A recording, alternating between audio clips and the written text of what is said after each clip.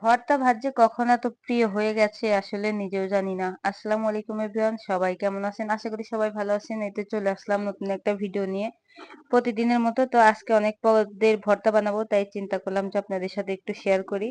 মেয়েকে স্কুলে রেখে আসলাম, এখন রান্নাগুলো সেরে নেব, সাথে বাসার সম্পূর্ণ কাজ গুছিয়ে নেব। রান্না বান্না শুরু করে দিলাম তাই দ্রুত। এখানে এই যে চিংড়ি মাছ নিয়েছি ছোট, এখানে হচ্ছে সুরমা শুটকি, তার সাথে কিছু ঝাটকা মাছ দিয়ে দিলাম, অল্প পরিমাণে মাছ ছিল। আর চীনাবাদাম ভর্তা, এগুলো সবই আলাদা আলাদা করে ভর্তা বানাবো, 3 রকমের ভর্তা। তো এখানে আমি পেঁয়াজ রসুন মরিচগুলো ভেজে নিচ্ছি, যদি বা কাঁচামরিচগুলো কম ছিল এই কারণে একটু শুকনো মরিচ দিয়ে দিলাম। আর ভর্তা বানানোর ক্ষেত্রে কিন্তু শুকনো মরিচটা ব্যবহার করলে বেশি ভালো হয়।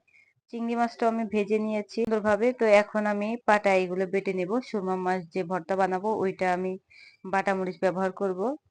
শুকনা মরিচটা বেটে তার সাথে একটু পরিমাণে সামান্য একটু রসুন দিয়ে দিলাম। এখন মাছগুলো বেটে নেব। মাছগুলো একদম বেটে মিহিন করব না, শুকনা মরিচটাও কিন্তু আমি ওইরকম ভাবে মিহিন করি নাই।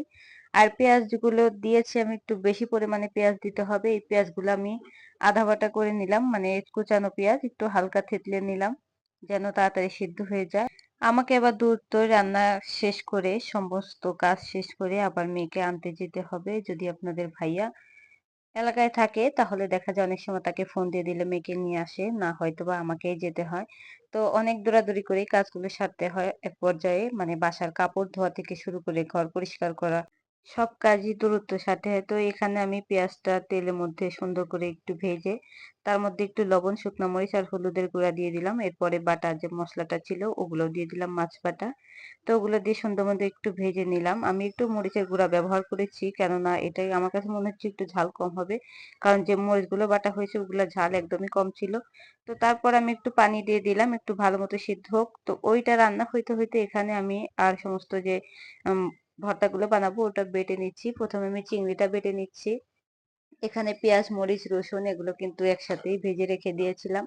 তো একদমই লবণ দিতে ভুলে গেছি, লাস্টে আর কি লবণটা দিয়ে একটু মাখিয়ে নিচ্ছি এটা। তো হয়ে গেছে একটা ভর্তা, আর ওটা তো চুলাই হচ্ছে।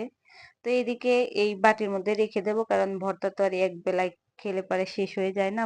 বারবার দেখা যায় যে বের করে খেতে হয়, একদিন দুই দিন তিন দিনও যায়। আর ফ্রিজে যদি ভর্তা থাকে সবসময় তাহলে কিন্তু বেশ ভালোই লাগে, খাওয়ার সময় একটু একটু করে নিয়ে খাওয়া যায়। তো আমি একবারে বক্সে রেখে দিচ্ছি যেন এটা ধরেই আমি ফ্রিজে রাখতে পারি।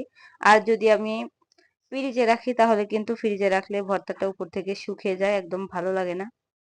তো এখন আমি চীনা বাদাম ভর্তাটা বানাচ্ছি। বাদামগুলোর উপরে লাল অংশ কিন্তু আমি ফেলবো না, এমনিতে ভর্তা বানালে কোনো সমস্যা হয় না, ইনশাল্লাহ খাওয়া যায়। অনেকে আছে এটা ছাড়িয়ে ফুদে ফেলে তারপরে বাটে। তো যাই হোক আমি ওইভাবে বানাচ্ছি না। আমাদের পাবনা জেলায় কিন্তু চীনা বাদাম আবাদ করা হয়।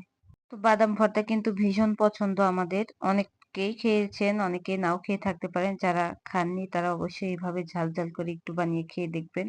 আপনারা চাইলে বাদামগুলো তেলেও ভাজতে পারেন, কিন্তু আমি শুকনা খোলাই ভেজে নিয়েছিলাম। আর এদিকে এই যে ছোরমা শুটকি ভুনাটা হয়ে যাচ্ছে, এখানে আমি একটু লবণ অ্যাড করে দিচ্ছি।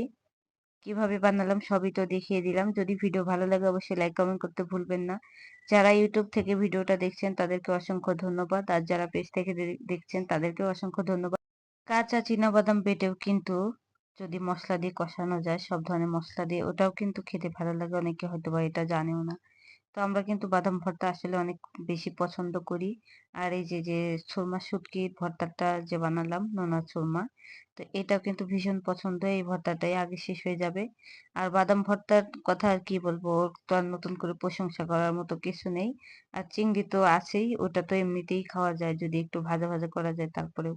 তো যাই হোক আজকে রান্নাটা এই পর্যন্ত। ভিডিওটা কেমন লাগলো অবশ্যই সবাই কমেন্ট বক্সে জানাবেন।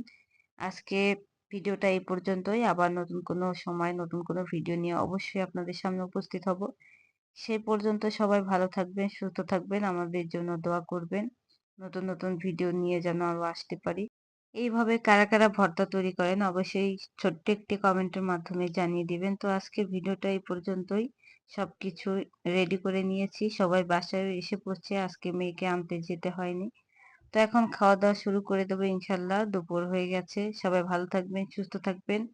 সবাইকে অসংখ্য ধন্যবাদ ভিডিওটা সম্পূর্ণ দেখার জন্য। আল্লাহ হাফেজ।